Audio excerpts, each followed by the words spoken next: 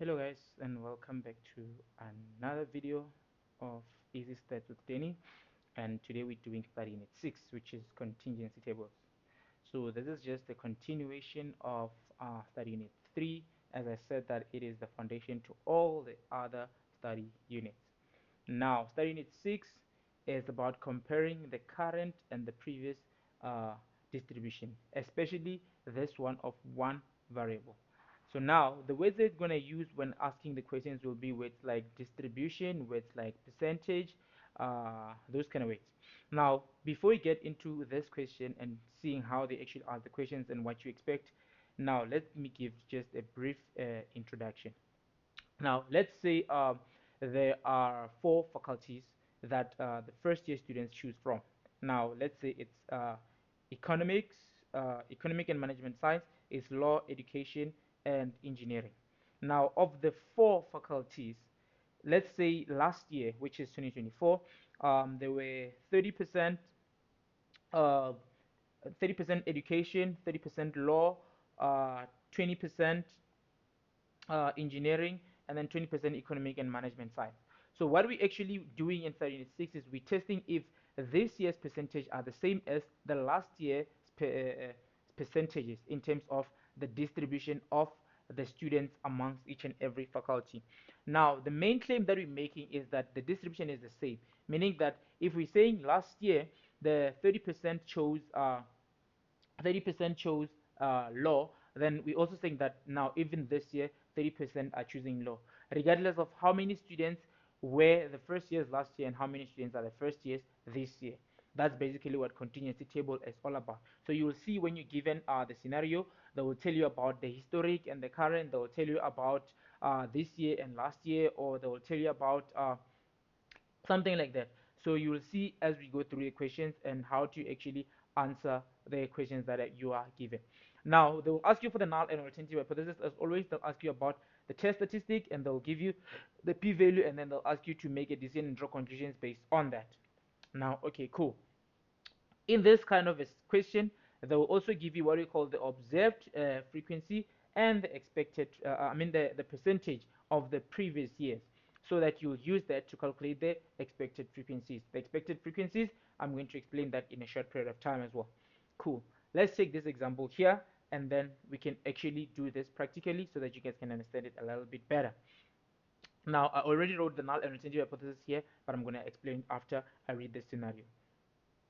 A hospital suspects an unusual distribution of the blood groups in patients undergoing a specific type of surgery. The historic blood group distribution for patients who have undergone the same surgery is 44% group O, 45% group A, 8% group AB, B, and 3% group AB.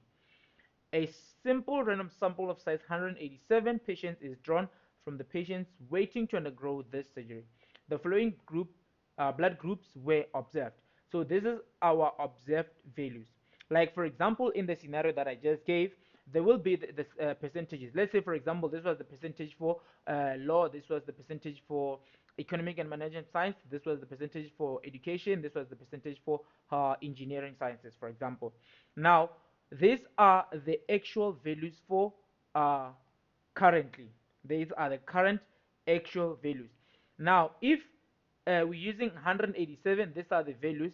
Now, what are we expecting those values to be if uh, these were the percentages in the previous years? Now, I'll get that to that after. They'll ask you that, okay, given this information, what is the null and alternative hypothesis to test the current and historic blood group distributions in this hospital, or who are going to undergo this surgery? Now, your null hypothesis is going to say the current and historic blood group distributions are the same. So you're going to say the current and historic blood group distributions are the same. So we're actually claiming that the blood group distributions before of those students who undergone the same surgery is the same as the blood group distributions that we have now. That is what we are actually claiming. And the alternative, as we know, it is the alternate is the counter statement. It will say now current and historic blood group distributions are not the same. The current and historic blood group distributions are not the same. Now, after this, uh, After this, you have to calculate the test statistic. When you calculate the test statistic, I'm just gonna write the formula right now. Please give me a second. Uh,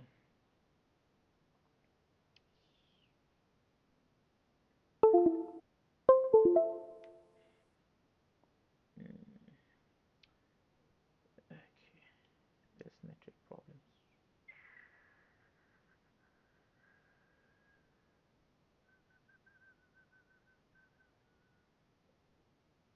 All right, cool.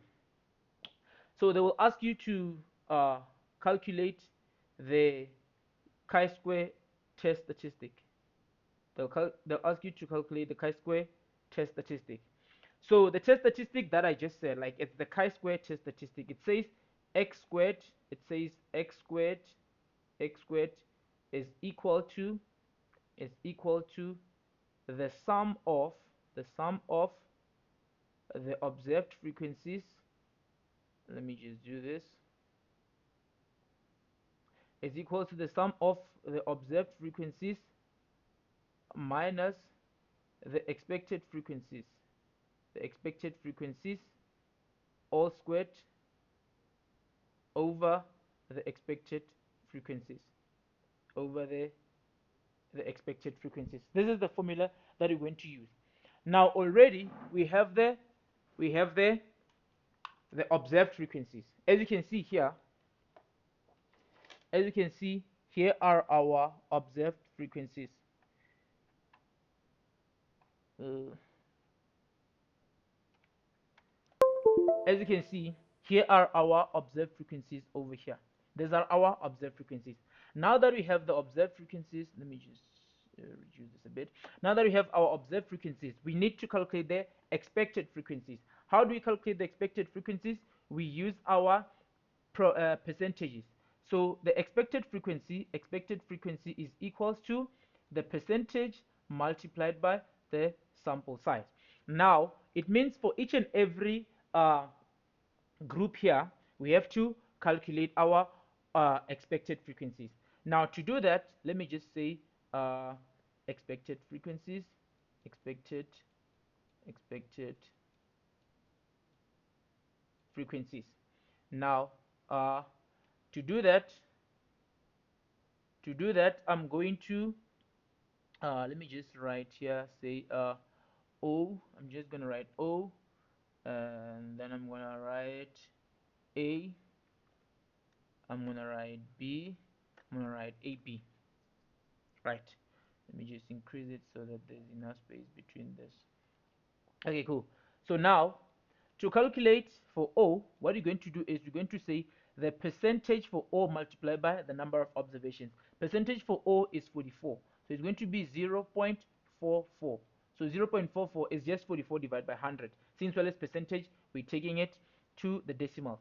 So if you want to do that, you just say 44 divided by 100. So it's going to be 0.44. So 0.44 multiplied by 187. 187, and the answer for that, I'll just do that soon. You do the same for A, for B, and for AB. So for A is going to be 45%. 45% was group A, so it's going to be 0.45 multiplied by 187. So it's going to be everything multiplied by 187. Multiplied by 187. Let me just write this for now. Multiplied by 187. So this one is going to be 8% group B. So group B is 0.08. So 8% 0.08. And then AB is going to be 3%, 0.03. That's how you do those calculations over there. Now we're going to go to the calculator, and then we're going to find our expected frequency. So we're finding the value of E in this formula basically. What we're going to do is we're going to say 0.44, which is the percentage here, multiplied by 187. Multiplied by 187 is going to give us 82.28. So it's going to be 82.28. 82.28. Now the next one is going to be 0.45 multiplied by 187, going to be 0.45 multiplied by 187, and that is 84.15. So it's going to be 84.15. 84.15. 0.08, sorry, 0.08, 0.08 multiplied by 187. The answer is equals to uh, 1 uh, 14.96. 14.96. Yeah, hey, the network. Please bear with me, guys. Please, please, please.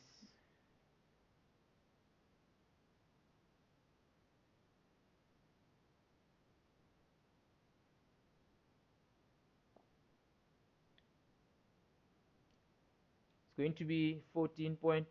It's going to be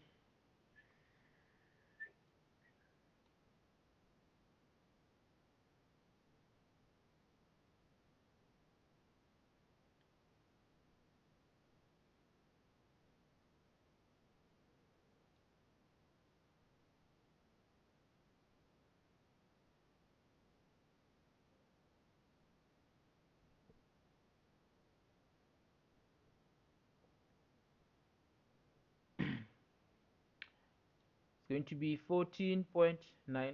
Ah, come on. Hell no. 14.96. Now, the last one, AB, 0.03 multiplied by 187. It's going to be 0.03. 0.03 multiplied by 187 is 5.61. So 5.61. Now we have our expected frequencies, we have our observed frequencies.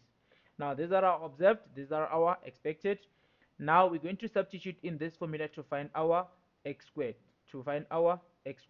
meaning the first one is going to be equals to 67 minus 82, 82.28 whole squared over 82, 82.28. So you do the same for everything else. So now I'm just going to do it automatically, but I want you guys to write this down first, and then before you can get to the final answer, I'm just going to do it at the same time with the calculator. You'll see how I do it, but I want you guys to write it down. So I just wanted to show you how you actually substitute it uh, into this formula here. So it's observed, which is 67, minus expected, which is 82.28 over 82.28. The second one is going to be observed, which is 83, minus 84.15 over 84.15. Or you put in brackets and you square everything. I just want to zoom this out a little bit so I can see the numbers. Okay, so meaning that you're going to do this, and then you're going to say the first one is 67, so you're going to say 67. Let me just move this in the middle. So you're going to say 67 minus 82.28 squared over 82.28. Now you go to the next one, plus you will say 83 minus 84.15, 84.15. So always put this in brackets as the formula says, because it cannot give you a negative number, over 84.15. And then you're going to do the next one, plus and then you're going to say 29 minus 14.96, 14.96 squared over 14.96. And then the next one, sometimes when you do this, because maybe you'll be dealing with some big numbers, it might you might see a square here showing that you're running out of space. So if you get to that, just make sure that the last thing that you did is looks like this, whereby it's observed minus expected all squared over expected. And if you run out of space like that, then you just say equal and then you continue. So I just did that now, so that if in case I run out of space, I already moved on to the next one.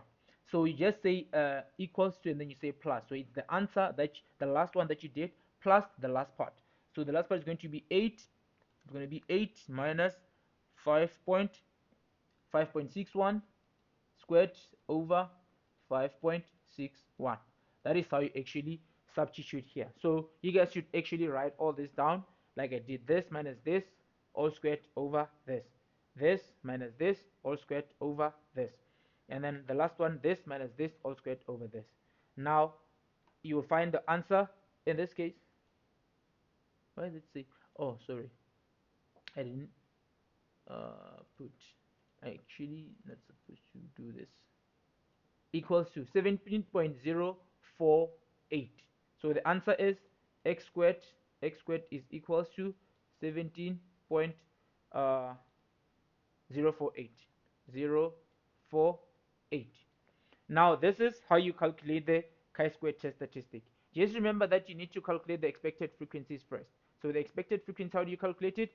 Percentage multiplied by the number of observations. And then after this, obviously they'll give you the p-value. Let's say they said the p-value is equal to 0.0071, and then they say the p-value, the alpha, sorry, the alpha is equals to 0.05, and they say make a decision and draw conclusions. You can see that the p-value is less than alpha, 0.00 before 7, so it is less than 0.05. What do you do if the p-value is less? What do? You reject the null, the null hypothesis, and then what do you say? You're going to say the distribution is not the same. The distribution, let me just extend this. The distribution, it's going to say the distribution of blood groups are not the same. So that's how you're going to write that answer. Reject the null hypothesis, and then you say the distribution of blood groups are not the same. You can also say the current and historic blood group distributions are not the same. So that is one variable. Contingency table. Now there are times whereby you are not given the percentage, like with this question over here. Let's look at this question. Now with this question, I had already even wrote down the percentage, the calculation. Now this question says to test whether people have no preference with regards to the cell phone type they use, a sample of 80 people is taken, after which each person is asked which one of the 4 types of cell phone he or she prefers. The results are summarized in the table below. Now this is Samsung 22, Huawei 18, BlackBerry 21, and Nokia 19. Now the sample size is 80, since they said it here over here, the sample size is 80. And then with the sample size being 80, they now ask you the questions based on that. They say to you, they didn't give you the percentages you see here. They didn't say previously the people preferred Samsung 20%, Huawei 10%, BlackBerry 3%, just like we did with the blood group distributions. Now, because I said that we assume that the distribution is the same, it means here the preference of these people is going to be, we say that the people have no preference with the first one, the null hypothesis, and the alternative will say they do have a preference. Why are we saying no preference here and saying preference here? Let's take this example. It's 80 cell phones. Now, if we're saying that it's 80 cell phones, we're saying that the distribution of the cell phones are going to be equal. Basically, let's say we assume that Samsung is 20, Huawei is 20, BlackBerry is 20, and Nokia is 20. We take these phones, we put them in a bag or something, we just shuffle them and take one phone at random. And then obviously 20 people are going to get Samsungs, 20 people are going to get Huawei, 20 people are going to get BlackBerry, and 20 people are going to get Nokia. In our case, if we assume that the distribution is the same. Now, if you take out any phone from that bag without looking at it and give it to someone, that person has no choice as to which phone they are going to get. Whatever they get from the bag is what they're going to get. If it's Samsung, they're gonna get Samsung. If it's Huawei, they're gonna get Huawei. If it's BlackBerry, they're gonna get BlackBerry. And if it's Nokia, they're gonna get Nokia. So that is why we say they have no preference. Because at the end of the day, if we say it's 80 phones, then whatever phone that you get is taken out is whatever phone that you're gonna get. Now, if that is the case, then we assume that each and every phone, uh, each phones are actually equal in each phone type is equal to the other in terms of the number, meaning that um, our null hypothesis, we're going to say people have no preference with regards to the cell phone type, and the alternative we say people have preference with regards to the cell phone type. Now that's the null and the alternative hypothesis.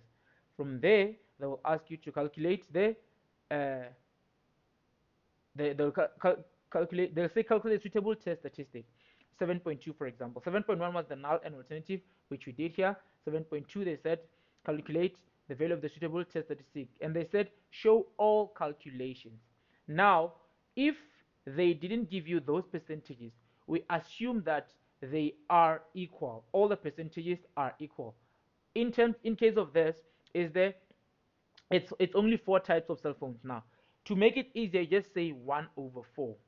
If there were 5 phones, let's say maybe they added iPhone, it's going to be 1 over 5. But because there are 4, the percentage that we're going to use is 1 over 4, 1 over 4, 1 over 4, 1 over 4. Meaning it's 25%, 25%, 25%, 25%. So to do that, you just say 1 over 4.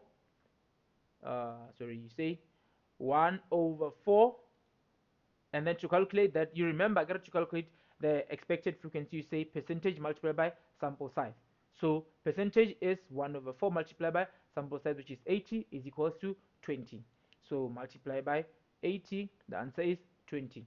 Now, if they didn't give you this, then you don't have to do it for Samsung, Huawei, BlackBerry, Nokia. You just do it for one, and then it's going to be the same answer for everything else. Like I did here, as was 1 over 4 multiplied by 80, which is equals to 20. Then the expected frequency was 24, everything else. Let me just move this to the side a little bit so that you can see it perfectly here. So now to do the calculation, x squared is equals to sum of observed minus expected or squared over expected. Now from here we go to the calculator. Obviously our expected is the same, is going to be 20. In this case we say 22 minus 20, 22 minus 20, and then minus 20 in brackets squared over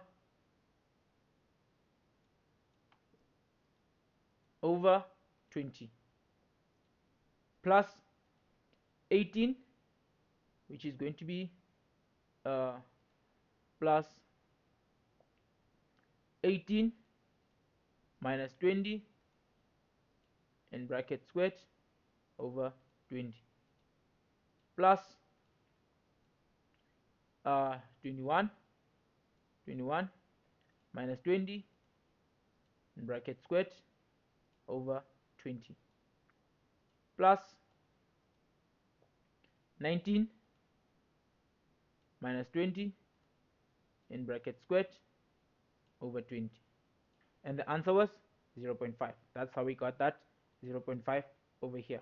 That's how we got the 0.5 over here. Then from here, they will give you the p-value as always. The p-value is equals to 0.4925. Alpha is 0.05. Now, the p-value is greater than alpha, as you can see, 0.4, 0.05. So 0.4 is greater. The p-value is greater than alpha. If the p-value is greater than alpha, what do? You do not reject the null hypothesis. You do not reject the null hypothesis. And if you don't reject the null hypothesis, what is the conclusion that you're going to make? The conclusion you're going to make is, if you don't reject it, then you're going to say the people have no preference, because you don't reject the null hypothesis, which says they have no preference. So we'll say, therefore, people have no preference with regards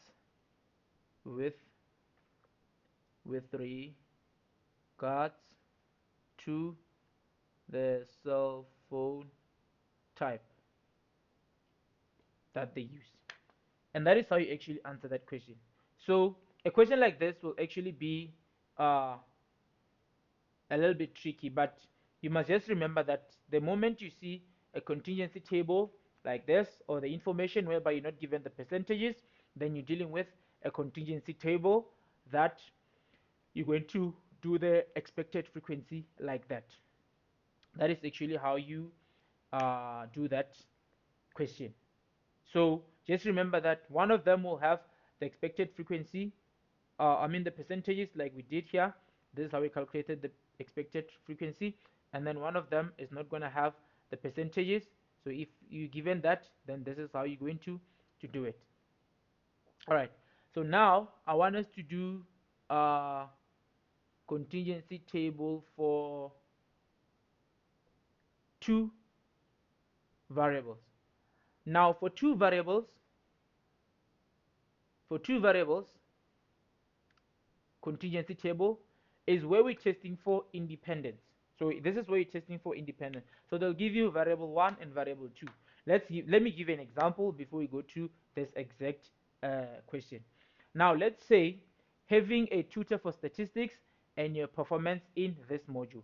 Now we want to see that if you have a tutor, your performance is good, your performance is average, or your performance is great. So in this case, the two variables that we have, variable number 1 is having a tutor. Do you have a tutor? Yes or no. The second variable is what is your performance in this module?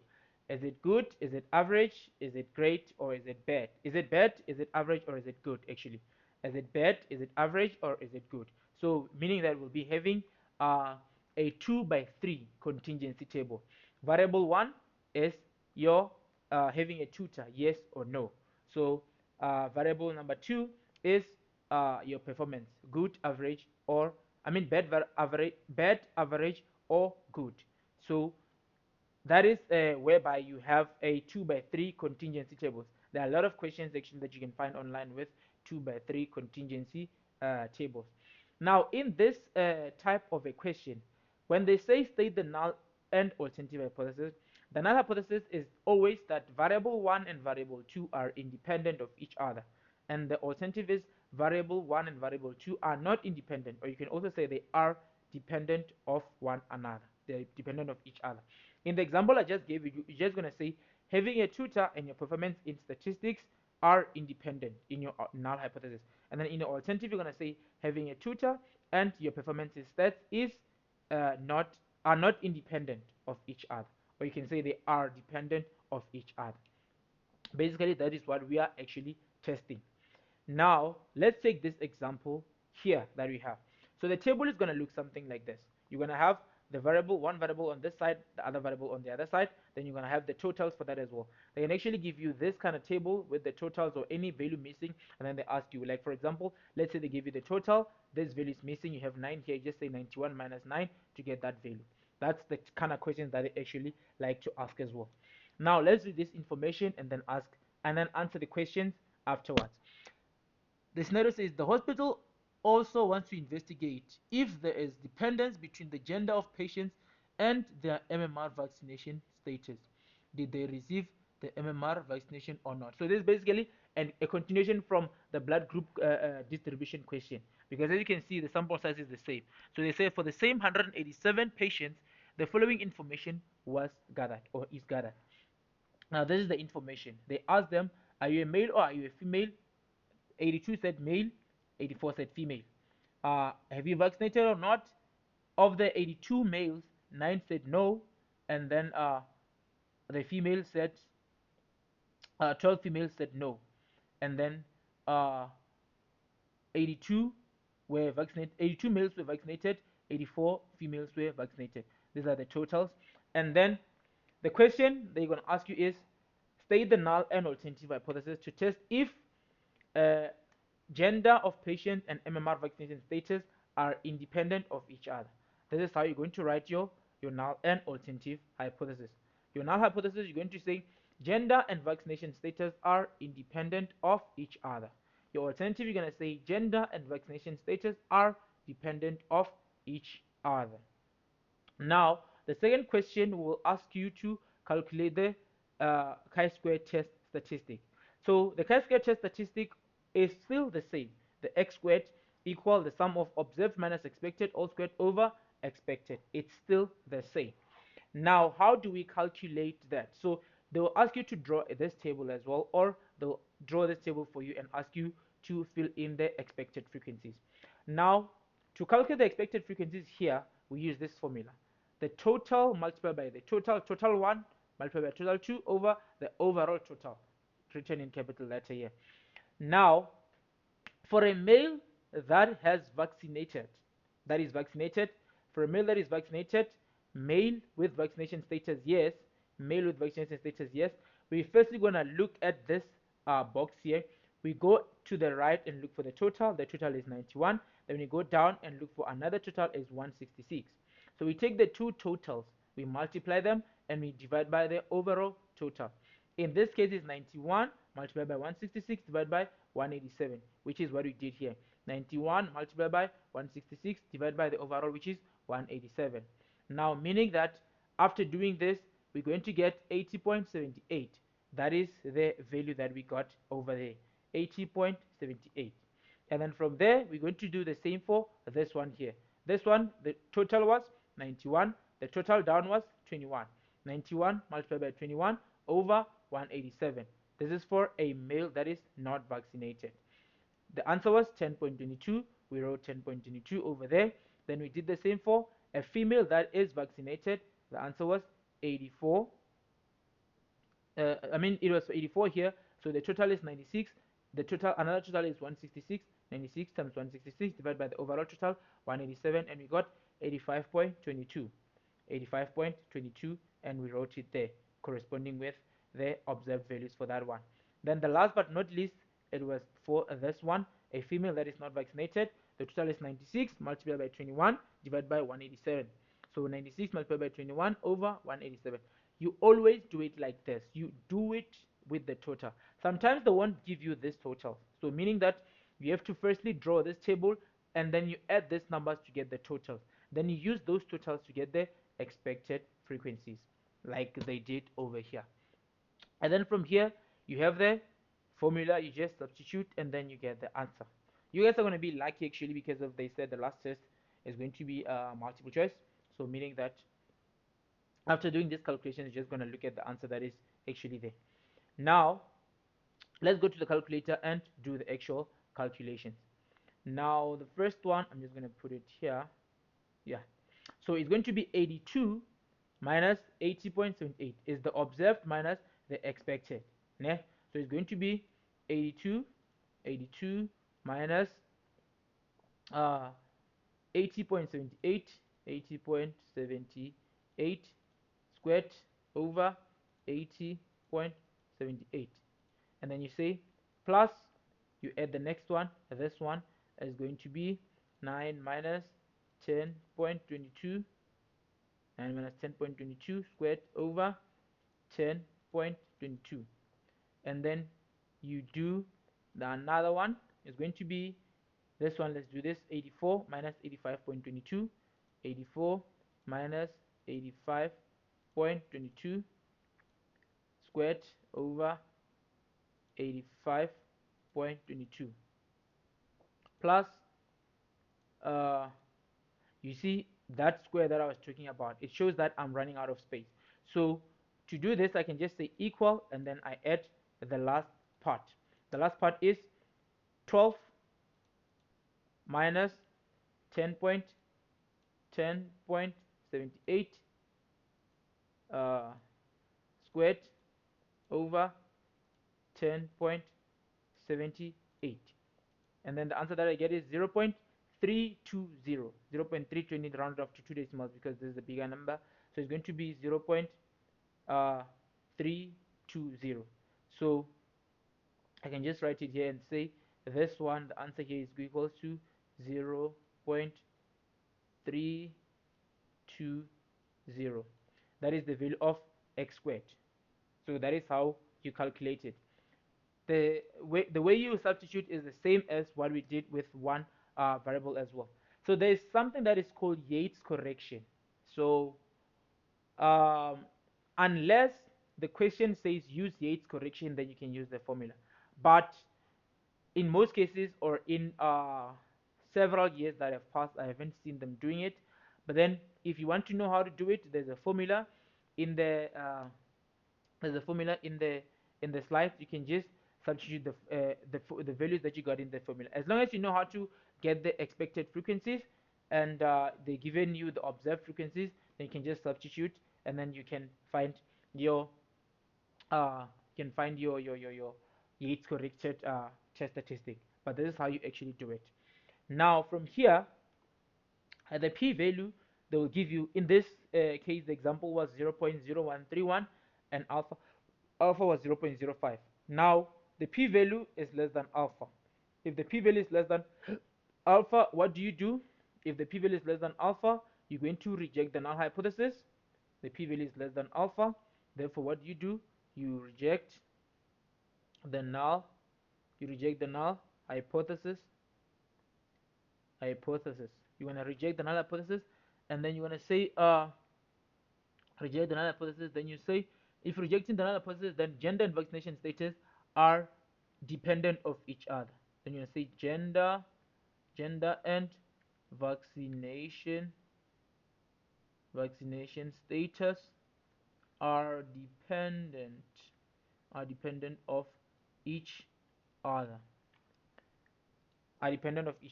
So that is how they will ask you these questions for study unit 6, contingency tables. So there's a lot of questions about this. You guys can go and check them out, and then just use the way in which I did these calculations, and then you can look at your slides as well for clarity of some things that I may have missed here, or maybe not included. Otherwise, yeah, this is just study unit 6 in a nutshell, and I wish you guys all the best. I'll see you guys in the next video.